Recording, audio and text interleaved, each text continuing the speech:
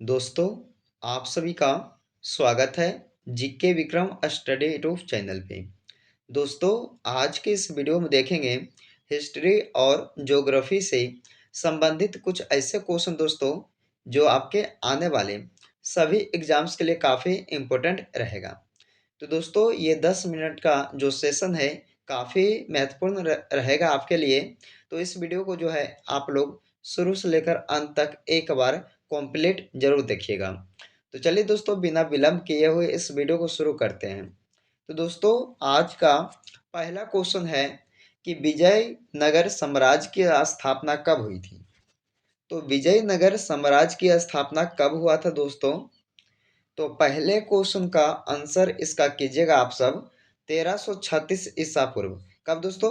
1336 ईस्वी में ये दोस्तों विजयनगर साम्राज्य की स्थापना किया गया था। चलिए, अगला क्वेश्चन है विजयनगर साम्राज्य के कृष्णदेव राय किस वंश के थे। दोस्तों, विजयनगर साम्राज्य के कृष्णदेव राय किस वंश के थे दोस्तों। तो याद रखिएगा, तो दूसरे क्वेश्चन का आंसर इसका ऑप्शन सी होगा तुल्लु वंश के। कौन से वंश के। तुल्लु वंश के थे दोस्तों। कौन। तो कृष्णदेव राय वंश। चलिए, अगला क्वेश्चन है निम्नलिखित में से कौन बहमनी साम्राज्य की राजधानी थी।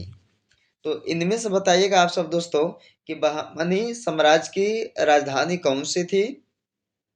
तो गुलबर्गा, यानी कि आंसर इसका ऑप्शन सी हो जाएगा। अगला क्वेश्चन है कि बहमनी साम्राज्य की स्थापना किसने की थी। तो बहमनी साम्राज्य की स्थापना किसने की थी दोस्तों। तो याद रखिएगा, इस क्वेश्चन का आंसर इसका डी होगा बलाउद्दीन हसन बहमन शाह। क्या दोस्तों। बलाउद्दीन हसन बहमन शाह, जो कि बहमनी साम्राज्य की स्थापना किए थे। चलिए, अगला क्वेश्चन है विजय घाट किसका समाधि स्थल है। विजय घाट किसका समाधि स्थल है दोस्तों। तो ये भी आपके लिए अच्छे क्वेश्चन है, इसे आप लोग याद रखिएगा, क्योंकि दोस्तों ऐसे क्वेश्चनों को बार बार एग्जाम में रिपीट करते हैं। तो विजय घाट जो है वो दोस्तों लाल बहादुर शास्त्री जी का ये समाधि स्थल है, याद रखिएगा। इस क्वेश्चन का आंसर ए इसका हो जाएगा। चलिए, अगला क्वेश्चन है कि किस गवर्नर जनरल ने भारत में सती प्रथा का अंत किया था। दोस्तों, सती प्रथा का अंत किसने किया था भारत में दोस्तों। तो याद रखिएगा, इस क्वेश्चन का आंसर इसका सी होगा लॉर्ड विलियम बेंटिंक ने। लॉर्ड विलियम बेंटिंक ने दोस्तों ये सती प्रथा का अंत किए थे भारत में। चलिए, अगला क्वेश्चन है कि भारत का प्रथम वायसराय कौन था। इंपॉर्टेंट क्वेश्चन है दोस्तों, काफी बार एग्जाम में से पूछा गया है, तो आप लोग इसे ध्यान से देखिएगा और हर एक क्वेश्चन को दोस्तों आप लोग बारीकी से समझते जाइएगा। तो भारत का प्रथम वायसराय कौन था। तो लॉर्ड कैनिंग। याद रखिएगा, इस क्वेश्चन का आंसर इसका ए ऑप्शन हो जाएगा। चलिए, अगला क्वेश्चन है कि लॉर्ड डफरिन के वायसराय काल की एक महत्वपूर्ण घटना थी दोस्तों। वो कौन सी घटना थी, तो ये बताना है आप सबको। तो चलिए, इसका आंसर क्या होगा। तो ऑप्शन इसका सी राइट आंसर होगा। भारतीय राष्ट्रीय कांग्रेस की स्थापना वही एक घटना थी दोस्तों। कहाँ की। तो लॉर्ड डफरिन के वायसराय काल की। चलिए, अगला क्वेश्चन है दोस्तों, अगले प्रश्न में पूछा गया आपको किस गवर्नर जनरल ने बंगाल में अस्थायी बंदोबस्त की शुरुआत की थी। तो किस गवर्नर जनरल ने बंगाल में अस्थायी बंदोबस्त की शुरुआत की थी दोस्तों। तो इस क्वेश्चन का आंसर होगा लॉर्ड कार्नवालिस। क्या दोस्तों। लॉर्ड कार्नवालिस, यानी कि ऑप्शन इसका भी सही आंसर हो जाएगा। चलिए, अगला प्रश्न है किस वायसराय ने व्यपगत के सिद्धांत को वापस ले लिया था। तो किस वायसराय ने दोस्तों व्यपगत के सिद्धांत को वापस ले लिया था। तो याद रखिएगा, इंपॉर्टेंट क्वेश्चन ये भी आपके लिए हो सकते हैं दोस्तों। तो इसका आंसर क्या होगा। लॉर्ड डलहौजी ने, और आंसर इसका डी ऑप्शन हो जाएगा। चलिए, अगला क्वेश्चन है 1857 के सैन्य विद्रोह के समय गवर्नर जनरल कौन था दोस्तों। तो 1857 के सैन्य विद्रोह के समय जो जनरल थे गवर्नर वो थे कौन? Lord Canning. याद रखिएगा इसका आंसर ऑप्शन सी हो जाएगा। चलिए अगला क्वेश्चन है, इलबर्ट विधेयक विवाद निम्न में से किस वायसराय से संबंधित था? दोस्तों इलबर्ट विधेयक विवाद निम्न में से किस वायसराय से संबंधित था? तो इस क्वेश्चन का आंसर होगा दोस्तों option B, Lord Ripon. Lord Ripon से संबंधित था। याद रखिएगा इसका आंसर बी ऑप्शन हो जाएगा। चलिए अगला प्रश्न है, मत्स्य महाजनपद की राजधानी क्या थी? यानी कि दोस्तों ये मत्स्य महाजनपद की जो राजधानी है वो क्या थी? विराटनगर। याद रखिएगा इस क्वेश्चन का आंसर इसका सी ऑप्शन हो जाएगा। चलिए अगला क्वेश्चन है, निम्नलिखित में से कौन सा कुरु साम्राज्य से जुड़ा हुआ है? दोस्तों कुरु साम्राज्य से इनमें से कौन सा जो राज्य है यानी कि शहर है जो जुड़ा हुआ है दोस्तों, तो वो होगा हरियाणा, हरियाणा नगर। चलिए अगला क्वेश्चन आता है, सिकंदर ने भारत पर किस वर्ष आक्रमण किया था? तो सिकंदर ने दोस्तों भारत पर आक्रमण किए थे 326 ईसा पूर्व में। याद रखेगा काफी इंपॉर्टेंट क्वेश्चन रहने वाला इस वीडियो का, तो आप लोग दोस्तों इसको जो है याद रखिएगा। चलिए अगला क्वेश्चन है, अगले प्रश्न में पूछा गया आपसे कि निम्नलिखित में से किस महाजनपद की राजधानी माहिष्मती थी? दोस्तों किस महाजनपद की राजधानी जो है माहिष्मती थी? तो ये अवंती का। याद रखिएगा इस क्वेश्चन का सी राइट आंसर हो जाएगा। अगला क्वेश्चन है, अगले प्रश्न में पूछा है कि उदयन ने गंगा और सोन नदी के संगम पर किस शहर की स्थापना की थी? तो दोस्तों उदयन के द्वारा जो गंगा और सोन नदी के संगम पर जो शहर की स्थापना किए थे वो शहर था पाटलिपुत्र। याद रखिएगा इस क्वेश्चन का आंसर इसका ऑप्शन सी हो जाएगा। अगला क्वेश्चन है, असम में वैष्णव भक्ति आंदोलन के संस्थापक कौन थे? तो असम में दोस्तों ये वैष्णव भक्ति आंदोलन के संस्थापक कौन कहलाते थे? तो शंकर देव। याद रखिएगा इस क्वेश्चन का आंसर ए ऑप्शन हो जाएगा। चलिए अगला क्वेश्चन है, भारत में चिश्ती सिलसिला की शुरुआत किसने शुरू की थी?